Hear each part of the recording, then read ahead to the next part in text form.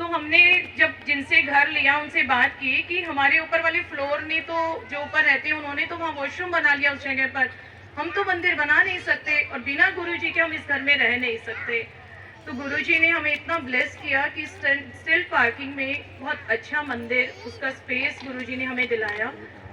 फिर एक सत्संग था, मेरी डॉटर जो एमएटी स्कूल में पढ़ती थी उसका कॉलेज में एडमिशन होना था, बहुत वेटिंग चल रही थी।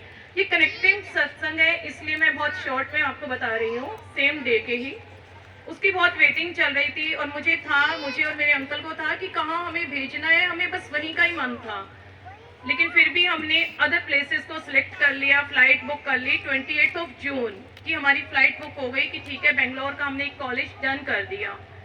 23 जून को मेरे बेटे का बर्थडे होता है, मैं नीचे मंदिर में गुरुजी की जोत जलाने गई तो मैंने अरदास की गुरुजी से कि गुरुजी मन तो है कि बेटी को जिस कॉलेज में भेजना है, आप पर आस भी है, आप पर उम्मीद भी है, पर पता नहीं आप क्या कर रहे हो। 28 जून की किसी और कॉलेज के लिए हमने तो रिजर्व कर लिया, अब पता नहीं क्या होगा, गुरुजी प्लीज ब्लेस कीजिएगा। उस दिन बेटे के बर्थडे पर मैं बेटी के लिए अरदास कर रही थी और इंस्टेंट शाम को जिस कॉलेज में हमें एडमिशन चाहिए था उस कॉलेज से मेल आ गई कि आपकी डॉटर का वहाँ एडमिशन हो गया है और विद इन 1 डे 23 जून को इवनिंग में मेल आती है और 25 जून को उसको एडमिशन करवाना था। तो मैं इंस्टेंट वहाँ पर बेंगलोर गई। जब मैं ये सत्संग सुना रही थी, मैंने ये सत्संग सुनाया और मैं घर आ गई तो रात को 9 o'clock के आसपास एक अंकल की कॉल आती है मेरे पास। मुझे नहीं पता वो अंकल आज इस सत्संग में है या नहीं है। वो अंकल थोड़ा सा इमोशनल हो गए कि आंटी आपने जो आज सत्संग सुनाया ना शायद आपने मेरे लिए सुनाए थे। आई वॉज वेरी सरप्राइज कि ये तो मेरी हैपनिंग थी और आप ऐसा कैसे कह रहे हैं। तो उन्होंने कहा कि आंटी मैं ना आज सुबह जब मेरी आंटी ने कहा कि शाम को सत्संग में जाना है तो मैंने कहा नहीं मेरा मन नहीं है, गुरुजी मिरेकल्स तो करते ही नहीं है, गुरुजी तो दिखाते ही नहीं कि वो कहाँ पर हैं, तो मैं नहीं जा रहा। तो आंटी ने कहा नहीं कोई बात नहीं, उनकी आंटी ने उनको कहा कि कोई बात नहीं आप चलिए प्लीज, देखते हैं गुरुजी जो करेंगे अच्छा करेंगे।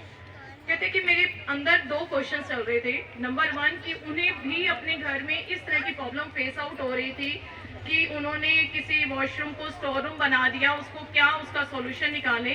सेम एज इट इज उनकी भी डॉटर 12th क्लास में है और उन्हें समझ नहीं आ रहा था कि उसके एडमिशन का कैसे क्या होगा। तो जब मैंने वो सत्संग सुनाया तो उनकी आंखों से आंसू बहने लग गए। कहते कि आप आंटी सत्संग शेयर कर रहे थे और मुझे आपके अंदर गुरुजी का स्वरूप दिखाई दे रहा था। तब मुझे समझ में आया कि सच में ही गुरुजी हैं। गुरुजी कहीं ना कहीं मिरेकल्स जरूर दिखाते हैं और सच में ही जो भी नई संगत है या पुरानी संगत है, मिरेकल्स सभी के साथ होते हैं। बस फर्क सिर्फ इतना है कि हमारी रूह कितनी प्योर है और हम कितनी प्योर इंटेंशन से उन मिरेकल्स को समझ पाते हैं। जय गुरुजी, शुक्राना गुरुजी।